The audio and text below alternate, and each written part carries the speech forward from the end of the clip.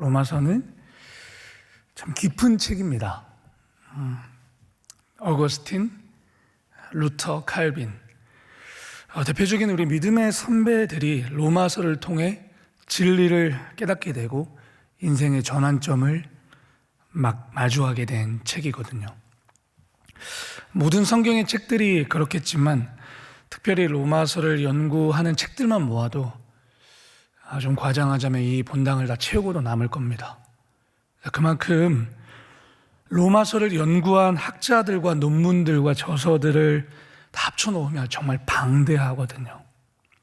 저도 본문을 준비하면서 7권, 8권 정도 책을 읽으면서 또 연구하고 준비했는데 봐도 끝이 없습니다.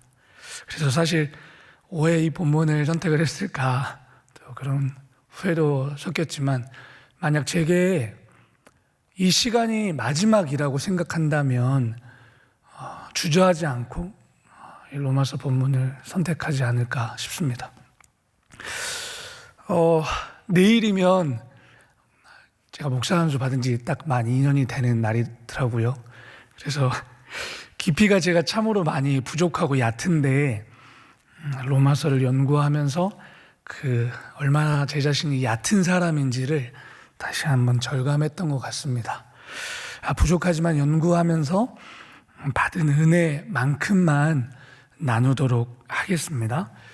네, 이제 제 화면 저는 이제 지워주시고 제 얼굴은 이제 안 띄워주셔도 됩니다. 오늘 이 본문에 집중하는 시간이 되었으면 좋겠습니다. 잘 보이시죠? 네, 감사합니다. 로마의 저자는 이렇게 얘기합니다. 바울이라는 사람이라고 얘기합니다. 우리가 사울이라는 큰 자, 히브리 말이죠.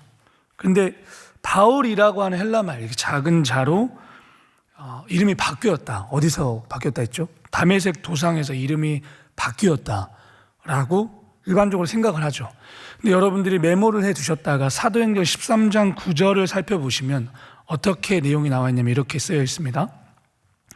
바울이라고 하는 사울이 이렇게 쓰여 있습니다. 다시요. 바울이라고 하는 사울이 1세기 당시에는 로마 시민권을 얻은 사람들은 일반적으로 세 개의 이름을 가지고 있었습니다. 맨 앞에 오는 이름은 개인 이름, 두 번째 중간에 오는 이름은 가족 이름, 맨 마지막에 오는 셋째 이름, 이렇게 가지고 있었습니다. 근데 사실은 히브리인들 또한 이름을 2개 혹은 3개씩 갖는 관습이 있었어요. 예컨대 사무엘하, 글씨 제가 이상해도 양해를 부탁드립니다. 네, 사무엘하 12장 25절에 보면은 솔로몬을 여디디아라고 말합니다. 또 누가복음, 이게 자꾸 아이패드가 자꾸 내려오네요. 잠시만요.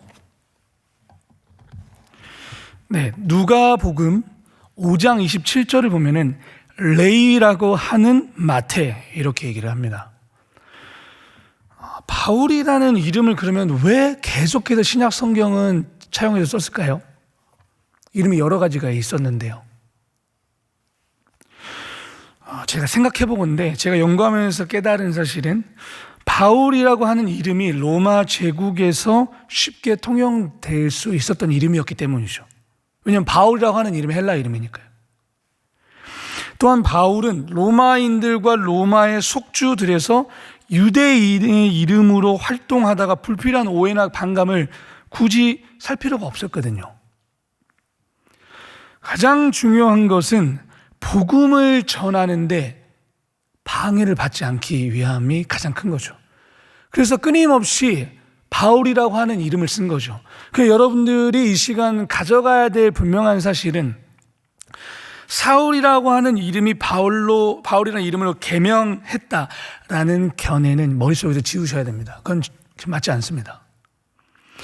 중요한 사실은 바울이라고 하는 이름은 사울이 바울로 개명이 되었다가 아니라 바울은 이름을 여러 개 중에서 하나였다라고 기억하시면 됩니다. 가장 중요한 것은 복음을 전하는데 일절 방해를 받지 않기 위해서인 거죠. 자, 우리가 이제 여기서 중요한 것은 봅시다. 바울이라고 하는 사람이 자신의 정체성, 자신을 소개할 때 1절에서 세 가지로 얘기합니다. 성경을 잘 보세요. 1번. 자, 자신을 처음에 얘기할 때 이렇게 얘기합니다. 나는 그리스도의 종입니다. 뭐라고 하죠? 그의 주인이 누구랍니까? 그리스도 예수랍니다. 두 번째, 그의 부르심, 그의 직분이 있습니다. 나는 사도로 부르심을 받았다. 이렇게 얘기하고 있습니다. 자, 첫 번째 뭐라고요? 그의 주인이 누구냐는 겁니다. 두 번째, 그의 직분이 뭐냐라는 겁니다. 세 번째, 하나님의 복음을 위하여 따로 택정함을 입었답니다. 바울이 자기의 정체성, 자기를 소개할 때 세 가지로 설명을 1절에서 해주고 있다랍니다. 사실 요것만 가지고도 오늘 시간을 다 써야 되는데 지금 그렇게 하기에는 너무 아까워서 일단 여러분들이 이 세 가지를 잘 갖고 가시면 됩니다. 바울을 자기 정체성을 소개하는데 세 가지로 설명하고 있다. 여기서 저는 이걸 먼저 여러분과 함께 나누고 싶습니다.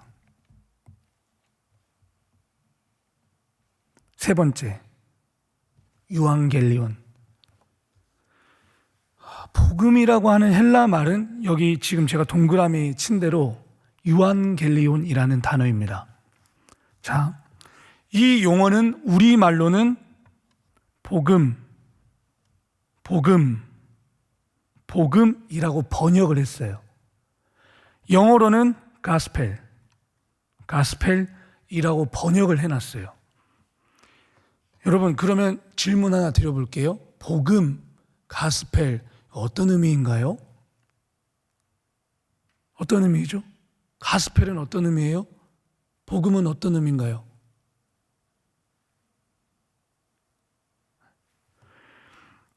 제가 정의할 수 있는 분이 있으세요, 여기서요? 복음을? 제가 청년부 제자훈련을 진행하면서 복음을 정의해 보세요. 그 질문에 대한 대답이 다 달라요. 다 다릅니다.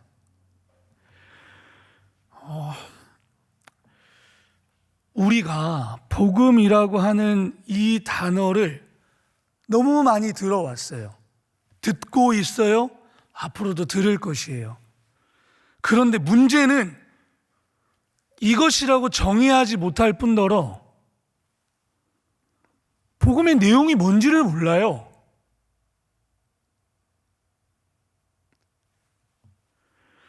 오늘 설교 제목이 무엇을 믿을 것인가이거든요. 핵심은 복음이 말하는 내용을 믿으라는 겁니다. 복음이 말하는 내용. 저는 모태신앙이 아니거든요. 이제 신앙생활 한 지도 10년, 11년 됐네요. 저는 목회자가 되고 난 이후에도 복음이라는 의미를 정의하지 못했어요. 교회에서는 끊임없이 복음이라고 말을 하는데 뭔 말인지를 모르겠더라고요. 이게 정의를 못 내리겠어요. 그걸 설명해 주는 사람도 없고요. 여러분, 복음을 잘못 짚으면 구원을 얻을 수가 없거든요. 복음과 구원은 뗄 수가 없는 거예요. 복음을 잘못 이해하는 순간 신앙생활 헛것하는 겁니다.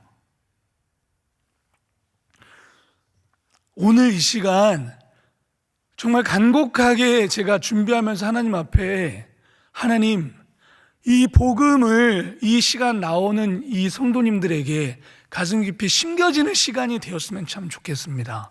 나는 그 마음으로 나왔거든요. 함께 이 말씀을 상고해 봅시다.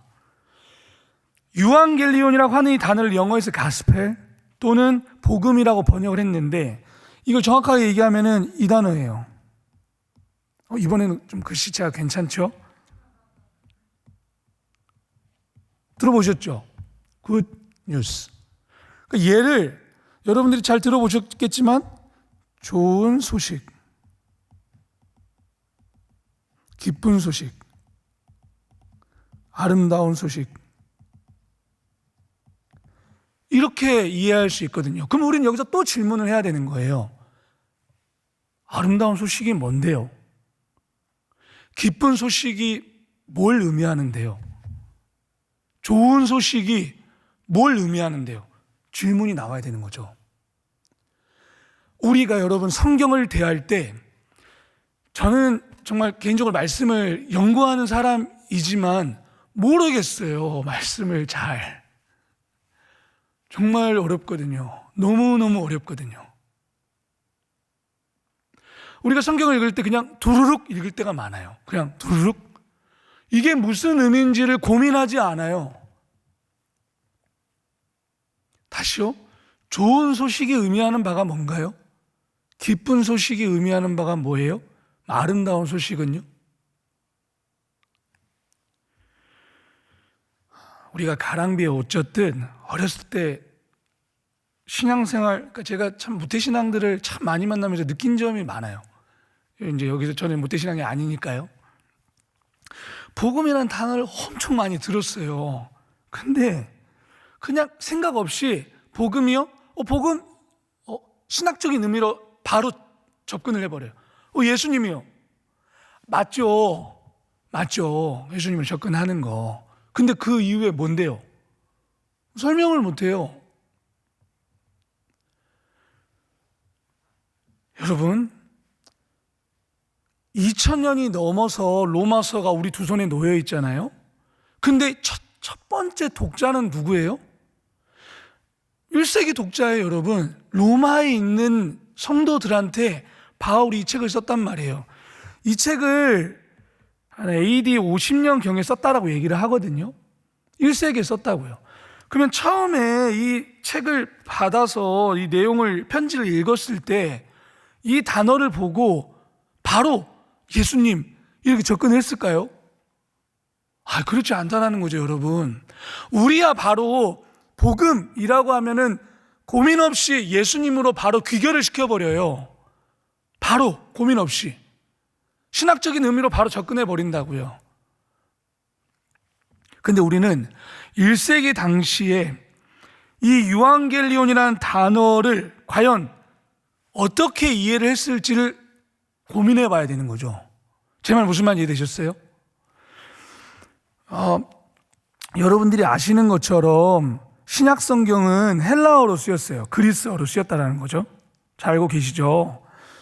그리스어로 쓰였는데 로마 제국이 세계 패권을 잡고 로마의 식민지를 포함해서 이제 헬라어가 공용어였어요. 공용어.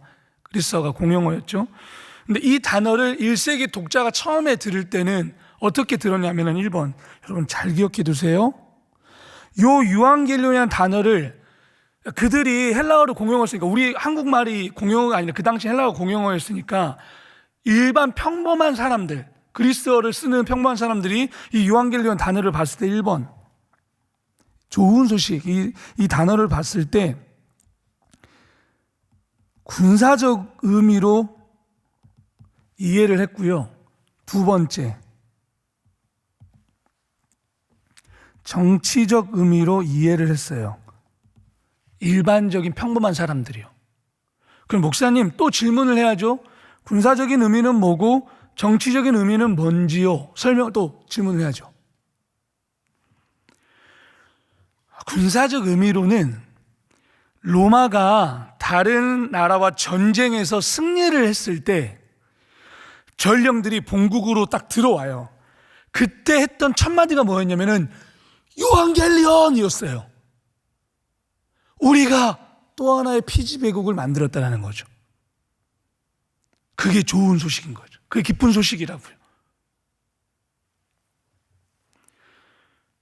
그러면 이 단어를 일반 시민들이 들었을 때 우리가 전투에서 이겼겠구나 라고 생각을 했을 거라고요.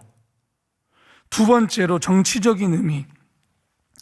이 단어는 당시에 황제의 아들이 태어나거나 통치자가 왕으로 등극했을 때 유앙겔리온이라고 얘기했었어요. 기쁜 소식인 거죠.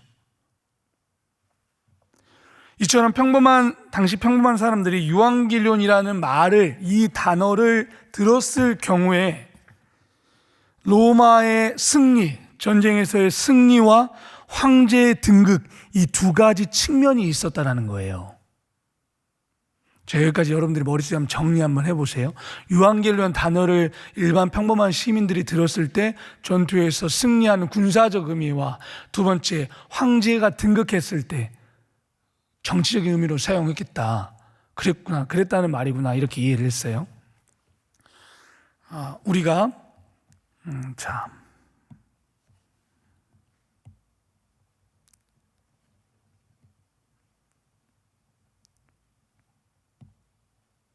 제가 오늘 처음 써서 좀 미숙하더라도 양해를 부탁드립니다. 이게 여러분들이 아시는 것처럼 데나리온이에요. 데나리온. 신약성에 나온 데나리온이죠. 가이사의 것은 가이사에게, 예수님 말씀하신 것처럼 데나리온, 당시 화폐입니다. 화폐. 우리가 여기 보면은 떼우라고 나와 있잖아요. 이거를 일부러 대문자로 영어를 썼어요. 이 G를. 근데 얘를 소문자로 쓰면은 그냥 신이에요. 신. 우리야 이 떼우를 하나님이시겠거니와 생각을 하지만, 길거리 지나가는 사람들이나 로마 당시의 사람들은 이 떼우를 보고 그냥 신이라고 생각했을 거라고요. 믿는 우리들에게나 이 떼우가 하나님이지, 믿지 않는 사람들에게는 신이에요. 신. 그냥 갓, 신이라고요. 신이 주는 기쁜 소식이 되겠네요. 머릿속에서 담고 계시고 가봅시다. 그래서 이게 데나리온인데, 요 데나리온 이렇게 쓰여진, 보이세요? 얘를 영어로 직역하면 이렇게 나옵니다. 티베리우스 시저 가이사르 son of divine Augustus. 이 말이에요. 무슨 말이죠? 티베리우스는 누구냐면은 로마의 황제 아우구스투스의 양자인 티베리우스 황제거든요. 시저가 황제잖아요. 근데 티베리우스 황제는 누구의 아들이래요? 아우구스투스의 디바인, 신이랍니다. 신인 아우구스투스의 아들 티베리우스랍니다. 그러니 로마 사람들은 신을 누구로 알고 있어요? 로마의 황제를 신으로 알고 있다고요. 놀랍죠? 우리야 신을 하나님으로 여기지만 로마 사람들이 동전에 티베리우스 황제를 신으로 여기고 있단 말이죠. 그래서 여러분 한번 생각해 봅시다. 로마 사람들에게 신은 제가 말씀드렸던 것처럼 아우구스투스, 로마의 황제였어요.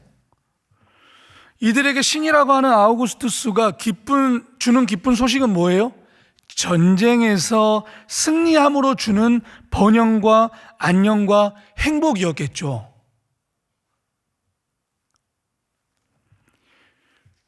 그리고 아우구스투스의 양자인 티베리우스가 왕에 등극하는 것 또한 로마인들에게는 좋은 소식이었을 것입니다. 왜요? 번영과 안녕과 행복을 계속해서 유지시켜 주었기 때문이죠.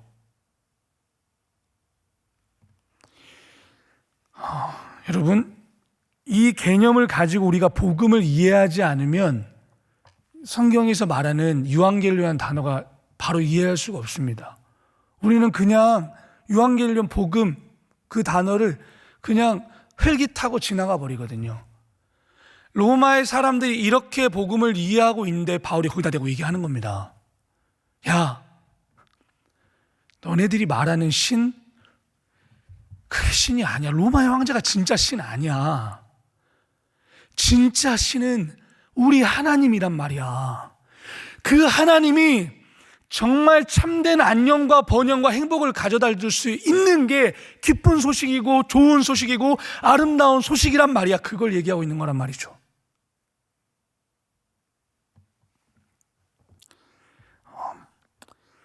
이 세 번째 복음에 대해서 말씀드렸잖아요. 바울의 정체성 1번이 둘로스 크리스투 예수라고 말씀드렸습니다. 이 둘로스라는 단어를 영어에서는 servant라고 번역을 해놔버렸어요. 사실 이거로 번역을 하냐 아니면은 슬레이브로 번역하냐라는 이견들이 있어요. 근데 슬레이브라고 하면 어감상 노예잖아요. 그러니까 어감이 안 좋죠. 근데 이렇게 주장하는 학자들이 더 많아요. 저도 사실 이걸 대해서 동의하는 입장인데, 중요한 것은 이게 서번트로 번역하건 슬레이브로 번역하건 둘로스라고 하는 단어 자체가 뭐냐면 기본적으로 나는 주인이 아니라는 거예요. 주인이 아니라고요. 내 운명이 내 자신에게 있지 않고 내 운명이 완전히 주인의 처분에 달려 있다라는 말입니다. 여러분 묻고 싶습니다. 여러분들은 그리스도 예수의 종이십니까? 여러분, 우리 종 아니면 우리는 예수님과 관계가 없는 사람입니다. 예수님이 우리 보고 친구라고 하시니까 우리가 예수님의 친구일 때가 많죠. 예수님을 사실은 너무 하대할 때가 많지 않습니까? 우리가 예수님의 종이라는 사실을 망각하는 순간 우리는 이제 예수님을 유스름프 진이로 생각하는 거죠. 얼마든지 닦아 써서 내가 필요할 때 나와서 내가 원하는 소원, 내가 원하는 희망, 내가 원하는 어떤 띵 들어주세요. 그래놓고 그게 들어주면 다시 들어가세요. 이렇게 되는 거죠. 부려먹는 거죠. 근데 바울이 예수님의 종이라고 얘기하거든요. 이건 우리의 정체성인 겁니다, 여러분. 우리의 정체성이에요. 여러분, 우리는 선택해야 됩니다. 뭘요? 세상의 종이 될 거냐? 가이사, 즉 티베리우스 황제를 신으로 섬길 거냐? 아니면 하나님을 신으로 섬길 거냐? 우리는 선택을 해야 돼요. 로마인들에게 그걸 선택하는 그것이 갈림길에 있는 거죠. 누구의 종이 될 거냐는 겁니다. 로마 황제의 종이 될 거야? 아니면 하나님의 종이 될 거냐? 선택하라는 그 갈림길에 놓여 있는 겁니다. 그럼 이 시대로 말하면 어떻게 될까요? 맘모니즘이라고 말하는 돈의 노예가 될 거냐? 아니면 너희는 하나님의 노예가 될 거냐? 종이 될 거냐라는 거죠. 여러분, 우리가 한번 정말 정직하게 한번 들여다보실래요? 제도적으로 노예라는 시대를 살아가고 있지 않죠. 왜냐하면 제도적으로 노예는 폐지됐으니까요. 근데 여러분들이 아침에 일어나서 출근하고 일하고 저녁에 피곤한 몸 갖고 들어와가지고 그저 눈 붙이기 바쁘고 또 다음날 일어나서 출근하고, 여러분 그 돈의 노예 아니에요? 노예처럼 살고 있는 거 아닙니까? 돈이라는 거 하는 것이 여러분, 맘모니즘이라는 건 무서운 거예요, 여러분.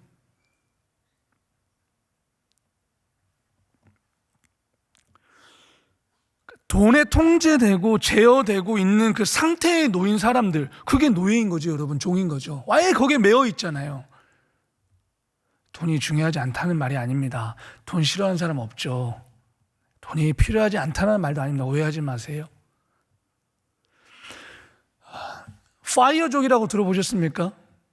Fire, Independent, Retire Early. 최종적으로 빨리 독립해서 그냥 자기는 빨리 은퇴하겠다라는 거죠. 그건 하나님 말씀과는 무관한 거거든요. 결국 돈의 인생을 완전히 잠식시켜서 그것만 보고 가겠다라는 거죠.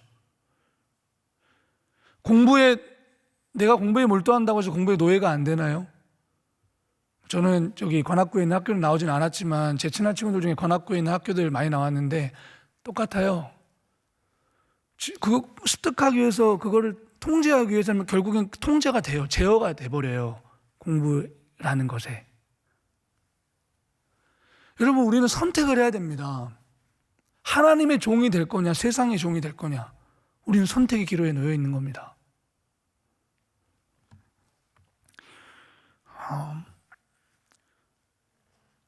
그런데 우리가 그리스도 예수의 종이 되기로 선택하는 순간 참 자유를 얻을 수 있습니다. 왜요?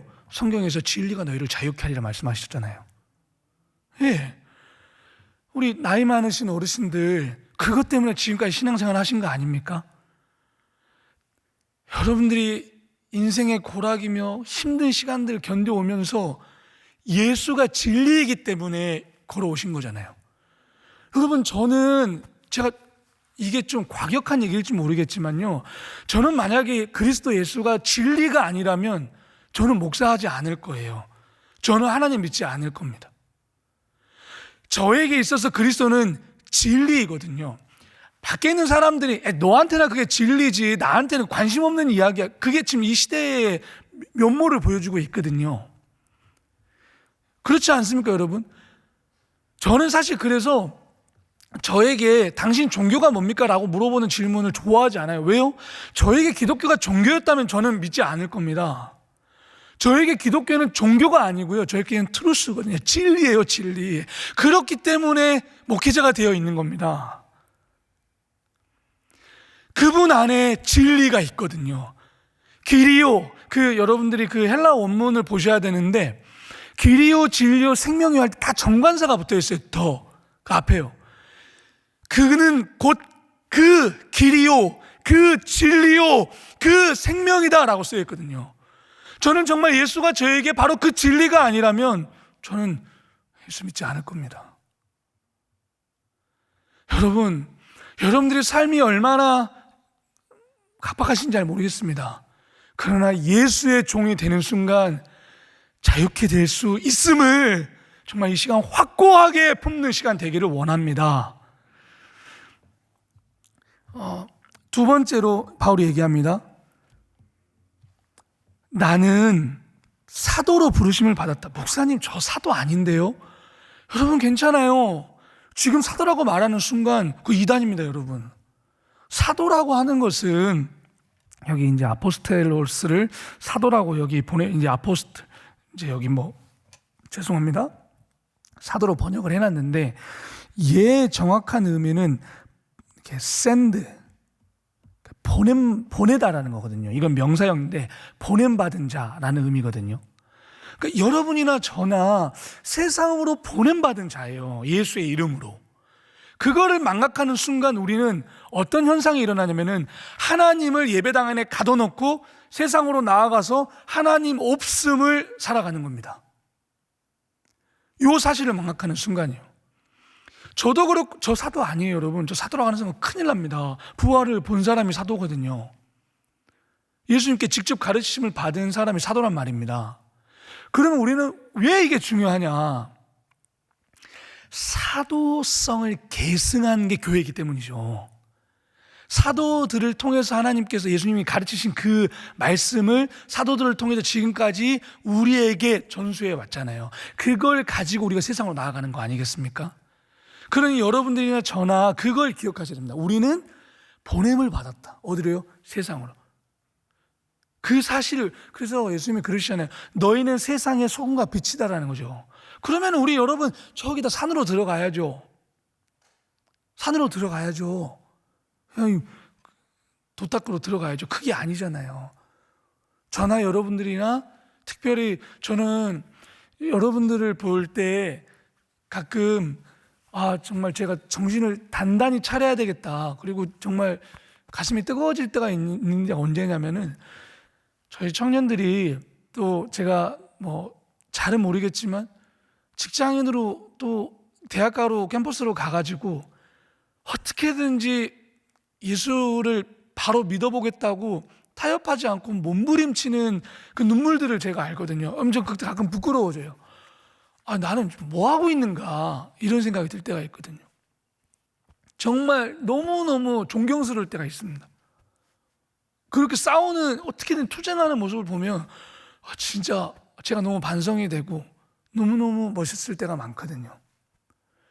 그거 분명히 아는 거죠. 나는 번임을 받았다는 사실을요. 우리의 이게 정체성입니다, 여러분. 바울의 정체성뿐만 아니라 이게 우리의 정체성인 것입니다. 우리는 그리스도 예수의 종인 것입니다. 우리는 그리스도로부터 보냄받은 자들인 것입니다. 왜 보냄받았습니까? 하나님의 복음, 그 유한결 기쁜 소식, 그거를 세상 안에 만반에 전달하기 위해서 우리는 부르심을 받은 자들이라는 것입니다. 이게 바울이요, 글을 굉장히 논리적으로 썼어요. 보세요. 1절에서 그래서 하나님의 복음을 전달하기 위해서 따로, 여기 보면은 set apart for, 그러니까 따로 구별해 놓다, 제쳐 놓다 이 말이잖아요. 그렇게 분류해 놨대요. 그래 놓고 2절에서 여러분 보세요. 그 복음이 뭔지를 2절에서 설명을 해줍니다. 정말 로마서가요 소름이 돋아요. 저만 그런 건지 모르겠지만 로마서가요 그 복음이 뭔지, 여기 호라는 게 관계대명사거든요. 그래서 which라고 번역을 해놨잖아요. 근데 NIV에는 그렇게 번역을 안 해놨는데 여기 which, 그러니까 요 복음을 받고 있는 거예요. 이게 호라는 게요. 바로 그것은, 그 복음은 이렇게 설명을 해주고 있는 거예요. 그것은 he 대문자로 썼으니까 누구겠어요? God이겠죠. 하나님이 약속을 해주셨답니다. 언제요? 미리. 누구를 통해서요? 그의 선지자들을 통해서요. 여기 보면 홀리 스크립처라고 나와 있잖아요. 여기 보시면은 그라파이스 하기아이스라는 말은, 이게 하기아이스는 거룩하다, 홀리라는 말이거든요. 거룩한 이라는 말인데, 그라파이스는 기록이라는 말입니다. 기록들, 둘 다 복수를 쓰였거든요. 거룩한 기록들이라는 말은 성경을 얘기합니다. 구약성경.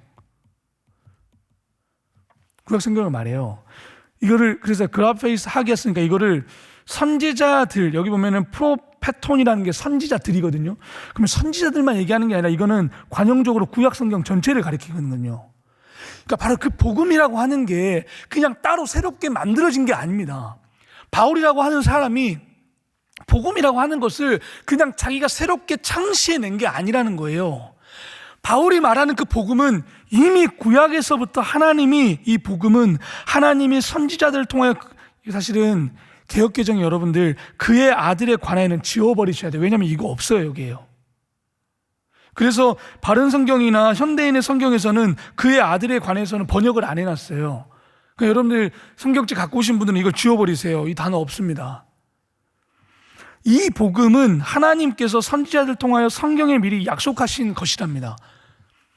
복음이라고 하는 것은 이미 구약 성경에서 약속한 것이랍니다. 이렇게 보세요.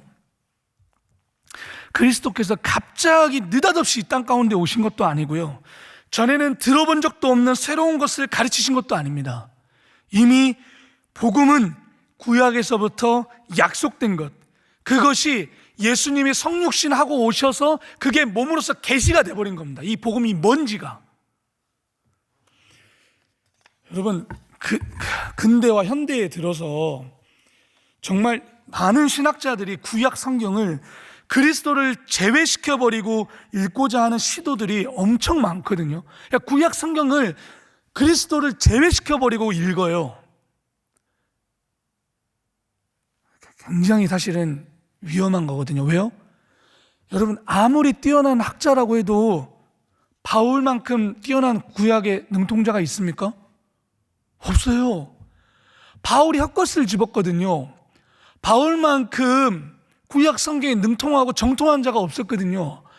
여러분, 바울이 내가 히브리인 중에 히브리인이고, 내가 베냐민 지파고, 내가 어디 학파라 그랬죠? 가말리엘 문화에서 공부했다잖아요. 가말리엘 문화는 여러분, 성경을 달달달달 외우는 데입니다. 제가 예전에 이스라엘 갔는데 사무엘이 태어났다고 하는 그 공간 안에서 벽을, 유대 진짜 정통 유대인들은요, 머리를 벽에다가 박으면서 달달달달 모세오경을 외워요. 그냥 모세오경을 줄줄줄줄줄줄 외운다니까. 우리 한 구절 외우는데 막 버벅대잖아요. 진짜 정통 유대인들은 머리를 벽에 받아가면서 그걸 다 깬다니까요. 바울이 이런 사람입니다, 여러분. 바울만큼 구약 성경에 대해서 정통한 이가 없단 말이죠. 근데 바울이 헛것을 집었어요. 왜요? 그리스도 없이 구약을 이해했단 말이죠. 여러분, 요한복음 5장 39절 한번 찾아보실래요? 성경 가지고 오신 분들은 요한복음 5장 39절에 찾아보세요. 제가 일부러 그걸 띄우지 않았거든요. 성경 가지고 오신 분들은 한번 찾아보시면 좋을 것 같아요. 한번 여러분 읽어주시겠습니까? 요한복음 5장 39절 시작. 네.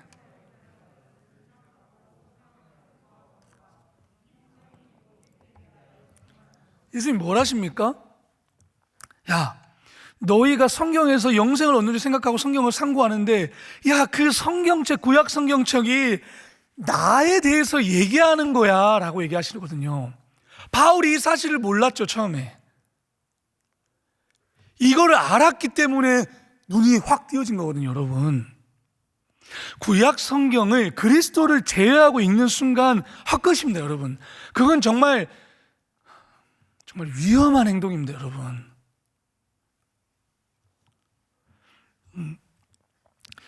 자, 1절에서 복음에 대해서 얘기하고 그 복음이 이미 구약에서부터 약속한 것이라고 말하고 있잖아요. 그럼 보세요. 자, 그런데 그 성경은 뭐에 대해서 얘기하고 있냐? 이게 페리가 about이거든요. 여기에는 concerning 뭐뭐에 관하여 이렇게 써 있잖아요. 그 성경이 예수님이 마태복음 5장 39절에서 말씀하신 것처럼 똑같아요. 그 구약 성경이 뭐에 대해서 얘기하고 있냐면 그의 아들, 하나님의 아들에 대해서 말하고 있는 거야 라고 바울이 얘기해주고 있는 겁니다. 그런데 그 아들이 누구냐면 여러분, 그 아들은 born of a descendant of David이라고 얘기하고 있습니다. 뭐래요? 육신으로는 다윗의 혈통으로 나셨답니다. 여기요? 육신으로는 다윗의 자손으로 나셨답니다. 구약 성경이 예수님, 그의 아들, 하나님의 아들 예수님에 대해서 얘기하고 있는데 그분은 다윗의 아들, 다윗의 자손, 그 후손으로 났다고 얘기합니다. 이건 바울이 의도적으로 다윗이라고 얘기하고 있는 겁니다. 왜요? 메시아가 다윗의 자손에게 오겠다고 구약성경에서 얘기하고 있잖아요. 여러분, 누구라도 그리스도로부터 한 걸음이라도 물러나는 순간 그 사람은 복음으로부터 멀어지는 겁니다. 그리스도는 성부 하나님의 살아있는 분명한 형상이기 때문에 오직 그리스도 예수 한 분만이 우리 신앙의 전체의 대상이자 중심의 분으로서 우리 앞에 제시되고 있는 것입니다. 그리스도 예수 없으면 구약 성경은 해석이 되어지지 않는 것이거든요. 그분은 육신으로는 다윗의 혈통을 나셨다고 합니다. 우리는 복음이라고 하는 것이 무엇인지 여기서 명확하게 명시해주고 있습니다. 여러분, 복음은 좋은 소식이라고 말씀드렸잖아요. 근데 그 소식은 로마의 황제가 우리의 안녕과 번영과 행복을 가져다 주는 게 아니라 정말 참된 안식과 평안과 행복과 번영과 안녕은 그분과 그분의 아들이신 그리스도 예수로부터 나온다는 얘기하고 있는 겁니다. 그거를 우리가 반드시 기억해야 되거든요. 그런데 그분은 두 가지 본성을 가지고 있습니다. 예수 그리스도는 여기서 뭐라고 했죠? 다윗의 혈통을 줬단 말은, 이 말은 인성으로는 그 말입니다. 인성. 여러분이나 저나 하나밖에 없습니다. 여러분이나 저나 인성밖에 없죠. 여러분 중에 신성 있는 분 있습니까? 큰일 날 소리 하는 거죠. 저나 여러분이나 인성밖에 없습니다. 여기서 이 3절에서 말하고 있는 건 바울이 이 말입니다. 예수님이 다윗의 자손으로 오셨단 말은 인성으로는 이 말입니다. 사람의 모습으로는 다윗의 계보를 타고 이 땅 가운데 오셨다는 말입니다. 요한도 여러분들이 1장 14절을 보면 똑같아요. 말씀이 육신이 되었는데 그 육신 속에 뭐라고요? 하나님의 독생자의 영광의 모습으로 오셨다는 말이거든요. 그 말이 무슨 말이죠? 말씀이 육신이 되었다는 말은 인성으로 오셨단 말입니다. 근데 그 안에 하나님의 독생자 예수가 있다. 그 신성이라는 말이거든요. 우리가 이 사실을 잊어버리면 안 됩니다. 이거는 정말 중요한 거거든요. 예수를 누구로 믿느냐를 놓치는 순간 큰일 나는 겁니다. 이것 때문에 수천 년의 역사로 싸웠거든요. 가해연설, 예수님이 몸은 그냥 잠깐 보였던 것이야, 그 거짓말이야, 예수님은 인성만 있었던 분이야, 아니야, 예수님은 인성을 오지 않았어, 예수님은 신성만, 이것 때문에 엄청나게 싸웠거든요. 이 두 가지를 반드시 기억하셔야 됩니다. 예수님 안에는 두 본성이 있습니다. 인성과 신성. 이 신성을 4절에서 얘기하고 있거든요. 바울의 글이요, 정말 엄청나요, 여러분. 3절에서는 인성으로 얘기하고 있습니다. 여러분 보세요. 이사야서 53장 5절 6절에 우리가 너무나도 잘 아는 말씀이죠. 그가 찔림은 우리의 허물 때문이요, 그가 상함은 우리의 죄악 때문이라.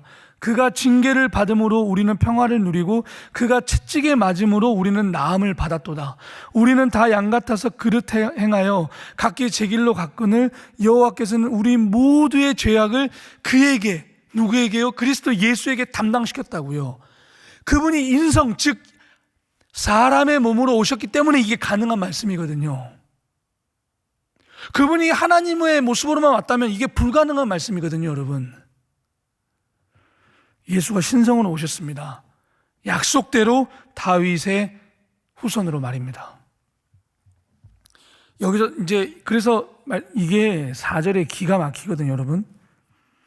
이게 카타사르카라는 말인데 이게 육신에 따라서는, 그러니까 육신으로, 인성으로는 다윗의 자손으로 왔는데, 여기 보세요. 카타 푸뉴마 하기오시네스, 이 말은 무슨 말이냐면은 여기서 이제 개역개정에서는 성결의 영으로 했거든요. 성결의 영으로 따라서는 그 말이거든요.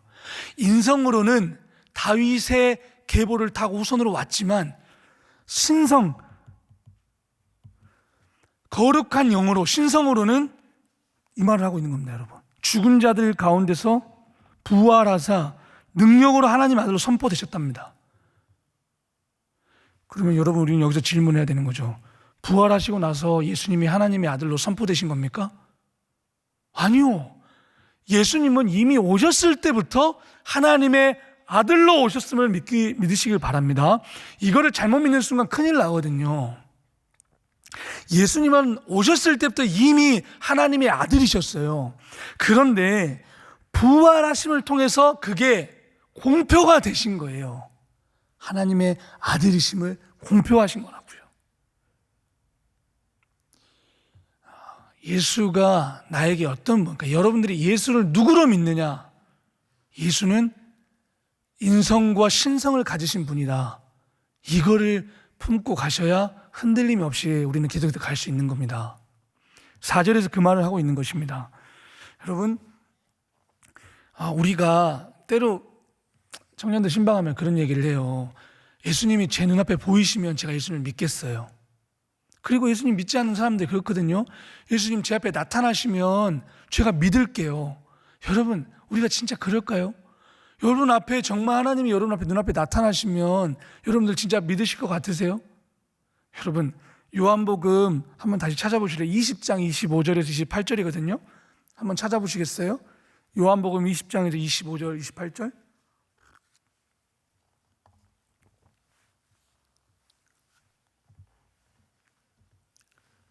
(20장) 25절에서 28절입니다. 제가 한 절, 여러분 한 절 읽어볼게요. 아닙니다. 이게 중요한 말씀이니까 같이 읽을게요. 읽어봅시다. 시작. 다른 제자들이 그에게 이르되 우리가 주를 보았노라 하니 도마가 이르되 내가 그의 손에 못자국을 보며 내 손가락을 그의 못자국에 넣으며 내 손을 그 옆구리에 넣어보지 않고는 믿지 아니하겠노라 하니라. 여드레가 지나서 제자들이 다시 집 안에 있을 때에 도마도 함께 있고 문들이 닫혔는데 예수께서 오사 가운데 서서 이르시되 너희에게 평강이 있을지어다 하시고 도마에게 이르시되 내 손가락을 이리 내밀어 내 손을 보고 내 손을 내밀어 내 옆구리에 넣어보라. 그리하여 믿음 없는 자가 되지 말고 믿는 자가 되라. 도마가 대답하여 이르되 나의 주님이시오 나의 하나님이시이다. 이게 우리의 상태예요, 여러분. 도마가 장작 3년 동안을 예수님의 행하신 기적, 이적, 표적을 봤던 예수님의 제자들 중에 한 사람이었다고요. 사도 중에 한 명이었다고요. 여러분, 근데 도마는 예수님을 신성으로 믿지 않았다니까요. 보세요. 비로소 그렇게 대답하는 거죠. 나의 주님이시오 나의 하나님이시라고요.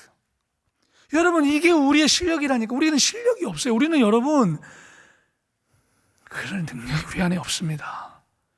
3년을 봤는데, 여러분 3년을 동고동락하면서 예수님과 동고동락하면서 보고 배우고 이적과 기적과 표적을 봤는데, 근데 예수님 죽고 나서 내가 부활하겠다고 얘기했는데도 보세요. 예수님 나타나셨는데 안 믿는다잖아요. 여러분, 이게 우리의 수준입니다. 이게 우리의 수준이에요. 그래서 우리에게는 아무런 공로가 없는 거예요. 어떤 공로도 없는 겁니다, 여러분.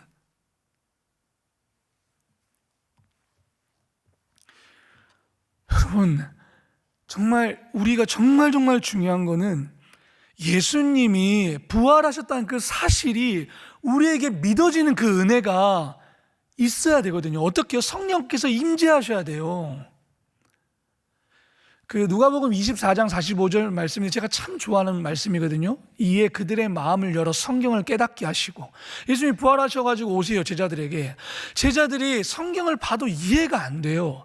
근데 예수님이 뭐라고 하시냐면 이에 그들의 마음을 열어 성경을 깨닫게 하시고라고 말씀하시거든요. 우리는 여러분 성경을 깨달을 만한 능력과 우리에게는 그런 만한 해박한 지식이 없습니다. 예수님이 우리 가운데 성령으로 임재해 주셔서 깨닫게 해주시는 그 은혜가 있어야 예수님이 참 하나님이시오 그리고 참 인간이시오 라는 사실이 비로소 깨달아지는 거거든요. 이거 안 믿어지면 여러분 말짱 꽝입니다. 구원과 무관한 삶을 사는 거예요.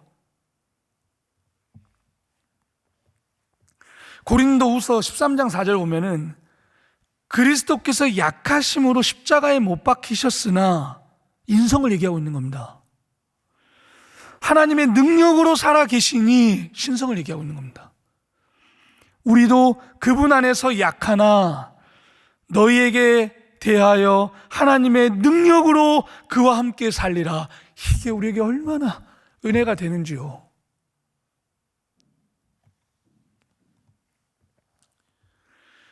여러분, 또 바울이 그렇잖아요. 고린도전서 1장에서 십자가의 도가 뭐라고 했죠? 믿지 않는 자들에게는 미련한 것이랍니다. 왜요? 예수님께서 십자가 못 박혀 죽으신 것 자체가 로마인들에게는 무능력한 거거든요. 그거 완전히 무능력한 겁니다. 이거. 왜요?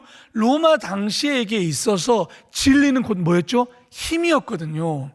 힘이었다고요. 지배하고 억누르고 이런 게 진리였단 말이죠. 그러니 그들에게 있어서 예수께서 십자가 못 박혀 죽으신다는 것은 무능력한 겁니다. 근데 뭐라고 했죠?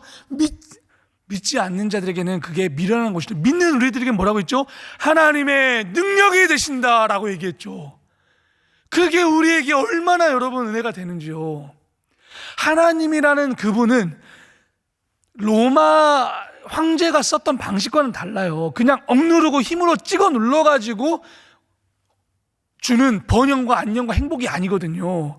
하나님이 선택하신 복음의 핵심은 십자가 못 박혀 죽는 겁니다, 여러분. 그래야 우리 가운데 소망이 있거든요. 어떤 소망이 있죠?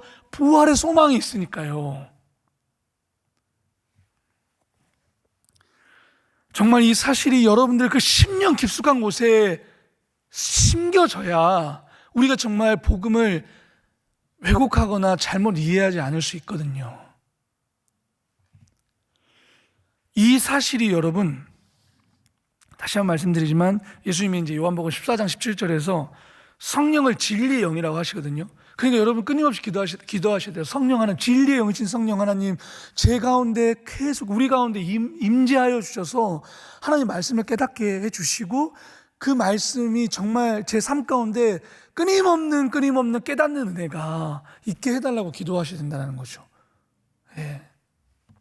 그분이 없으면 우리는 예수 그리스도를 잘못 이해할 때가 너무 많아요. 복음을.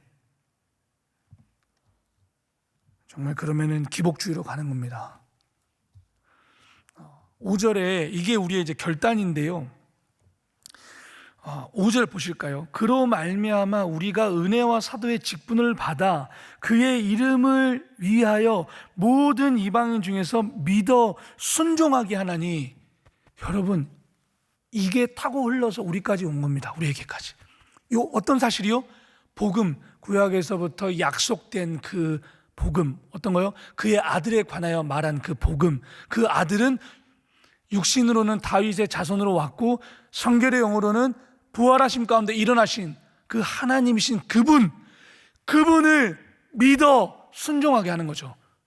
그걸 믿는 거죠, 우리가. 여러분, 그걸 믿는 겁니다. 복음이라고 하는 것은. 자, 여러분, 여기서 이제 순종이라는 단어, 이제 믿는다는 단어는 제가 말씀을 드릴 텐데, 요 순종이라고 하는 단어를 우리가 이제 이해를 해야 되는데, 이게 휘파코엔이라는 단어거든요. 요 단어는 합성한 단어예요. 휘포라고 하는 어디 아래, 그 다음에 아쿠오라고 하는 그냥 그림으로 보세요. 아코라고 하는 듣다라는 단어거든요. 순종은 직역하자면 뭐겠어요? 아래서 듣는다라는 거예요. 아래서요. 주님의 말씀 우리가 아래서 듣는다라는 겁니다. 듣는다라는 것은 반드시 여러분 뭐가 수반될까요? 움직임, 행함이 수반되는 겁니다. 듣는다라는 건 그거예요, 여러분. 듣는다라는 것은 반드시 이 행함이 수반되거든요. 믿는다라는 것과 여러분 순종이라는 것은 나눌 수가 없는 겁니다. 반드시 이거는 불가분한 거거든요. 이 단어가 여러분 바울이 이 단어를 바울서신에서 많이 썼는데 그 중에 절반을 로마서에 썼거든요. 보세요. 여기는 지금 보면은 명사로 썼고요. 여기는 이제 동사로 썼어요. 보시면은 목사님 순종하는 게 뭔데요? 그냥 단순하게 여러분 순종이라고 하는 그 피상적 언어를 가져가시면 안 됩니다. 우리는 믿는다라는 게 순종이라는 것을 반드시 수반해 온다고 얘기했는데 그렇다고 하면 순종이라는 걸 뭔지 이걸 오늘 반드시 새겨야 되는 것입니다. 새겨야 돼요. 순종이 뭔데요? 이거를 이제 성경 말씀이 어떻게 순종을 규명하고 있는지를 바로 깨달아야 되는 거죠. 바울은 순종에 대해서 이렇게 얘기합니다. 자, 로마서 5장 19절에서는 한 사람이 순종하지 않음으로 말미암아 많은 사람이 죄인으로 판정을 받았는데 이제는 한 사람이 순종함으로, 여기서 명사로 썼어요. 요 단어예요. 여기 휘파코엔 요 단어를 썼거든요. 그러니까 무슨 말이죠? 예수님 자기 자신을 자발적으로 하나님께 드려버리는 게 순종이랍니다. 로마서 15장 18절이야. 그리스도께서 이방 사람들을 복종, 이것도 힙하고인데 이걸 복종으로 이걸 써버렸어요. 그러니까 좀 일관성 있게 이걸 순종으로 해야 우리가 이해가 되는데 이걸 다른 언어로 이해될 가능, 농후하거든요. 근데 사실 이 단어 똑같은 단어입니다. 복종하게 하시려고 나를 시켜서 이루어 놓으신 것밖에는 아무도 감히 말하지 않겠습니다. 자발성이 있다는 거죠, 순종에는. 여러분의 순종은 모든 사람에게 소문이 났습니다. 그리고 그들이 믿고 순종하게 되었습니다. 이거 어떤 의미로 썼을까요? 그러면 여러분 여기서 바울이 말하는 순종은 기본적으로 자발성이 내포되어 있습니다. 여러분 자발성, 자발적으로 자신을 드리는 것, 믿는 자의 특징인 거죠. 하나님을 향한 성도들의 헌신인 거죠. 순종하는 것, 자발적으로 솔선수범하는 것. 근데 또 다른 의미가 있습니다. 여기 동사로 썼던 이 단어인데 이 단어에는 참 재밌습니다. 이제 복종하게 되면 여기 6장 16절에 3번을 썼는데 여기서는 명사로 썼고 여기서는 동사로 썼습니다. 제가 파란색으로 볼드 처리했는데 이 공통점이 뭔지 아십니까? 여러분 동사로 쓴 죄송합니다. 동사로 쓴 이 본문에서는 발견되는 공통점이 있습니다. 죄와 싸우는 겁니다, 여러분. 죄와 싸우는 거예요. 그리스도가 가져다 주신 죄에 대한 승리의 삶을 사는 게 순종이란 말합니다. 그러니 여러분 우리가 세상으로 나아가서 당연한 거예요, 여러분. 당연한 거라니까요. 뭐가요? 세상의 삶의 양식과 방법을 따라가지 않는 것이 당연한 거라니까요. 그게 죄와 싸우는 거잖아요, 여러분. 그걸 타협하는 순간 우리 순종 안 하는 겁니다, 여러분.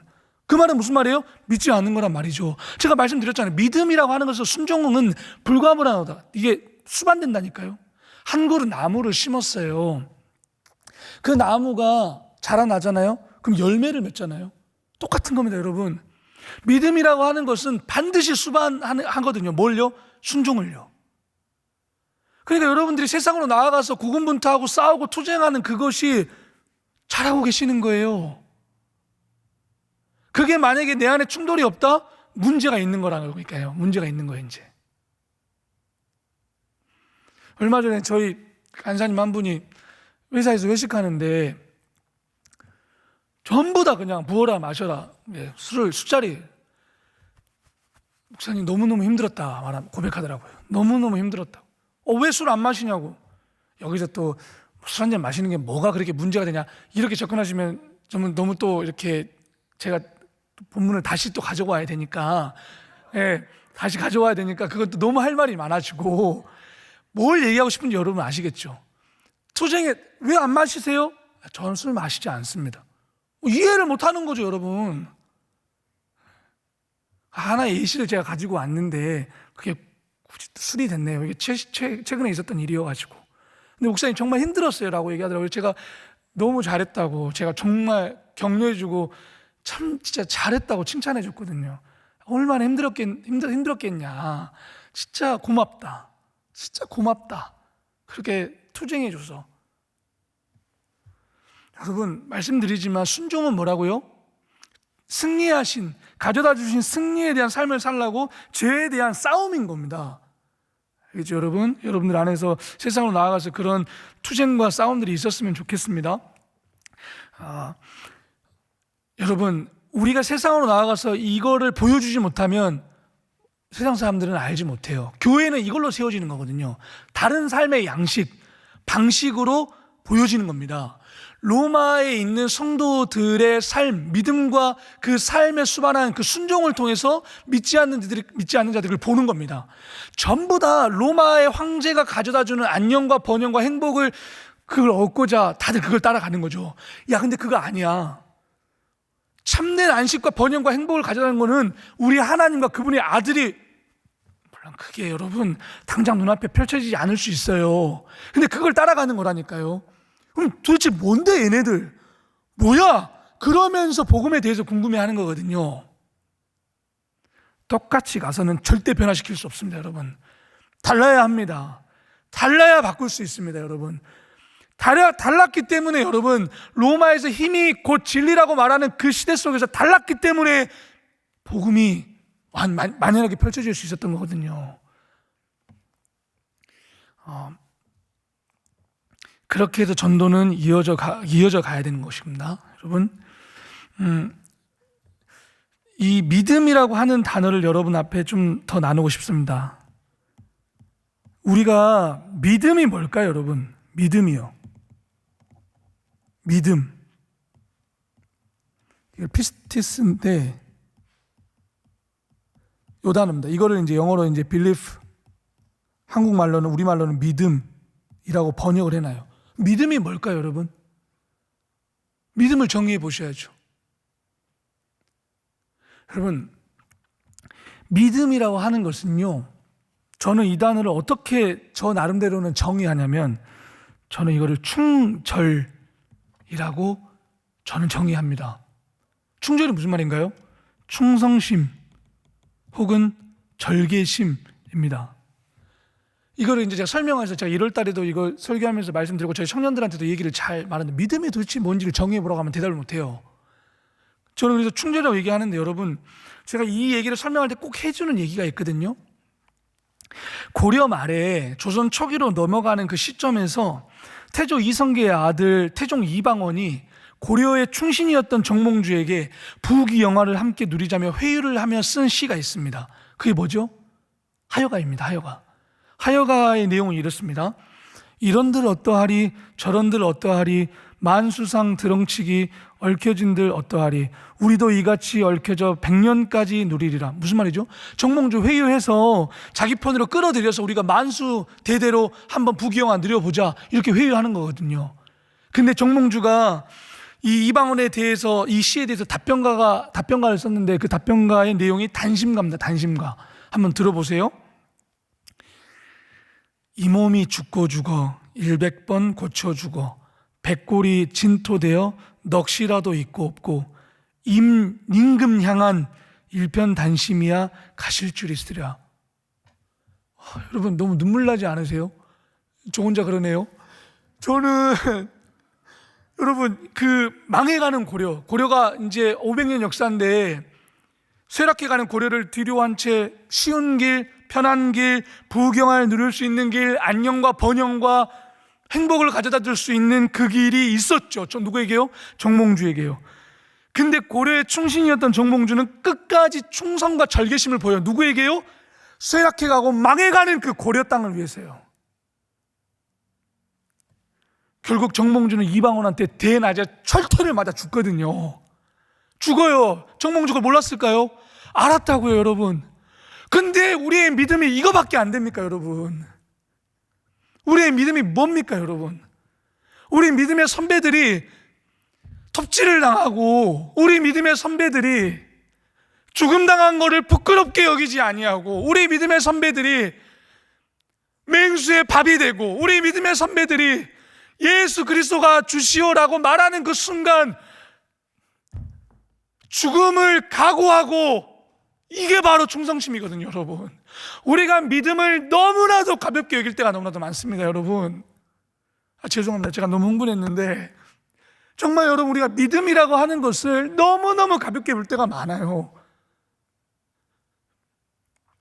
예수를 모르는 이 정몽주조차도 죽을 것 각오하고 고려를 등지지 않았는데, 영혼이 마르지 않고 새들지 않고 망하지 않는 우리 하나님의 나라를 바라보면서, 여러분, 우리가 이러한 충성심마저 없다면 하나님 나라 뭡니까, 여러분? 안 그렇습니까, 여러분? 정말 우리가, 저도 가끔 부끄러울 때가 너무너무 많아요. 야, 이 목사 이 인간아, 너 지금 뭐하고 있냐, 진짜. 정말 부끄러울 때가 너무 많거든요. 여러분, 우리 하나님의 나라는 망하는 그런 나라. 여러분, 유구한 역사에 여러분, 로마가 망할 거라고 생각하지 못했거든요. 근데 그 로마가 망했단 말입니다. 제국은 망하는 거예요. 패권을 잡고 있는 나라가 영원할 것 같으세요? 인류의 역사가 그걸 증명해 주지 않았습니다. 다 망했어요, 여러분. 그런데 우리 하나님의 나라는 망하지 않았다, 그 말입니다. 우리가 믿는 그 하나님의 나라, 그걸 믿고 있잖아요, 여러분. 우리가 믿는 거 그거 아닙니까? 그러면 우리가 달라야죠. 세상에 사는 방식과 양식을 그걸 따라가서는 안 되는 거죠. 너무 믿음이 여러분 값싸게 돼버렸어요, 어느 순간. 바울이 말하는 복음은 그게 아니거든요. 우리는 선택해야 됩니다. 세상의 방식과 양식을 따라가는 삶을 살 거냐, 영혼이 마르지 않는, 영혼이 망하지 않는 그 나라를 살 거냐, 우리는 선택해야 돼요. 그런데 그 나라를 선택하면 쉽지 않아요, 여러분. 여러분들에게 반드시 고난이 찾아올 거고 어려움이 찾아올 거고 쉽지 않은 길들이 찾아올 거예요. 그러나 우리의 믿음은 견지해야 되는 거죠. 여러분, 근데 그게 여러분 힘들어 되시겠어요? 아니요. 그러니까 우리에게 뭐가 필요하다고요? 성령 하나님이 필요하다, 그 말입니다. 살아낼 수 있는 힘을 얻기 위해서 그분이 필요하다, 그 말입니다. 죄송합니다. 제가 너무 절규를 해가지고. 여러분, 6절에 이렇게 나와 있습니다. 너희가 그리스도의 것으로 부르심을 받았다. 이거 우리거든요. 우리가 그리스도의 것으로 부르심을 받았음을 믿습니까, 여러분? 아멘입니다. 그 말은 무슨 말이에요? 그리스도에 속했기 때문에 그 돌보심 아래에 있다라는 겁니다. 얼마간은 너희가 그리스도라는 그 아들, 하나님의 나라의 상속자인 그 아들을 택함으로써 너희가 받는, 경험하는 고난과 핍박과 어려움들이 너희 앞에 놓여지겠지만 걱정하지 말라는 거예요. 왜요? 그리스도의 돌보심 아래에 있을 거니까 견디라는 겁니다. 시간이 너무 돼가지고 7절을 빨리 얘기하고 이제 마쳐야 될 것 같은데 좀 길게 해서 죄송합니다. 여러분, 하나님 우리를 부르셨습니다. 뭐로요? 성도로, 거룩함으로 우리를 부르셨습니다. 여러분, 우리 주변에 맞아요. 하나님을 모르는데 너무 탄탄대로 잘 살아가는 사람들이 많아요. 부정할 수 없어요. 근데 여러분, 저는 여러분 앞에 이런 얘기 말씀드리고 싶습니다. 우리가 여러분 아무리 많은 세상적 부귀영화를 누린다 할지라도 그리스도가 없으면 그건 결국 저주로 변하게 될 거라고 저는 믿거든요. 그리스도가 없는 복은 의미가 없습니다, 여러분. 그리스도 예수가 없는 평안과 번영과 안녕은 무한하지 않습니다. 그건 언제나 유한하고 가변성이 있거든요. 그러나 우리 하나님 나라, 그 나라가 약속한 복음은 망하지 않습니다. 무한합니다. 유한하지 않습니다.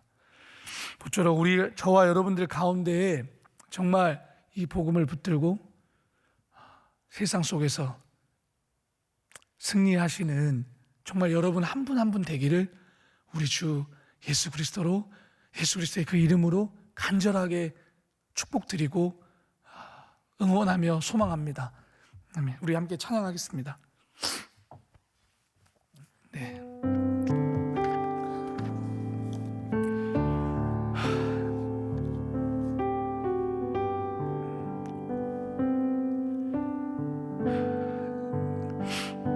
나의 믿음 주께 있네.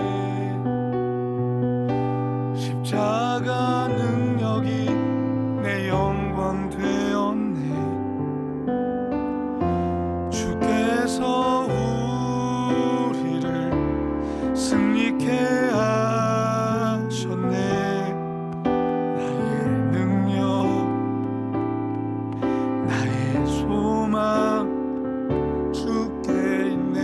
함께도 고백합시다. 나의 믿음, 나의 믿음 주께 있네. 십자가 능력이 내 영광 되었네.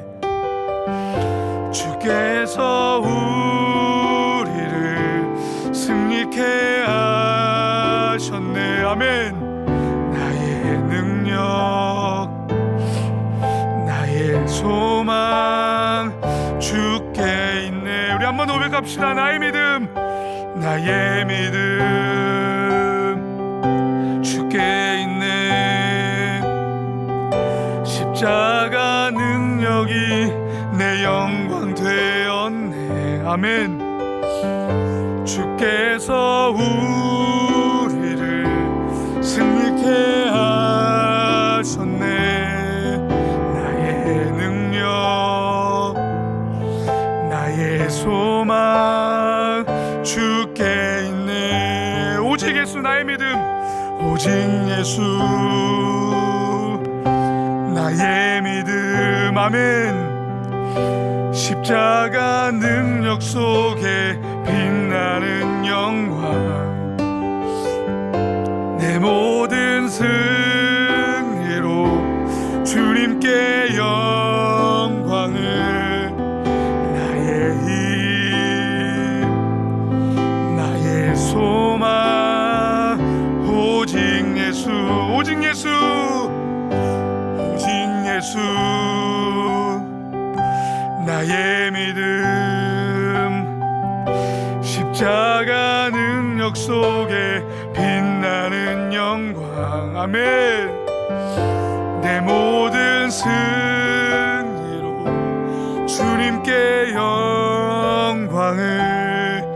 나의 힘, 나의 소망 오직. 우리 한 번 더 고백합시다. 오직 예수 나의 믿음, 오직 예수 나의 믿음, 오직 예수 나의 믿음. 십자가 능력 속에 빛나는 영광. 아멘. 아멘. 내 모든 승리로 주님께 영광을. 나의 힘, 나의 소망 오직 예수님 뿐이심을 고백합니다. 우리 계속해서 믿음으로 고백합니다. 나의 가는 길 주님 인도하시네. 나의 가는 길 주님 인도하시네. 그는 보이지 않아도 날 위해 일하시네. 주 나의 인도자 항상 함께 하시네. 아멘. 사랑과 힘 베푸시며 인도하시네. 인도하시네. 광야의 길을 만드시고, 광야의 길을 만드시고 날 인도해. 사막에 만드신 것 보라.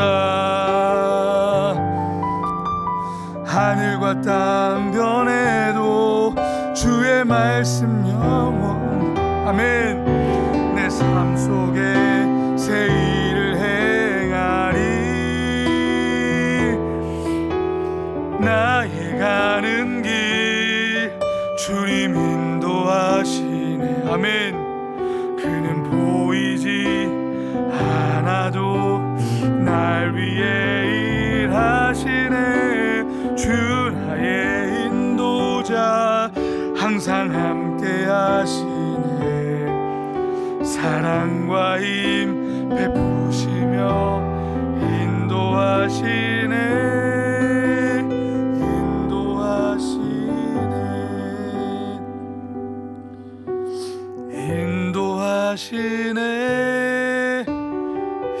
인도하시네.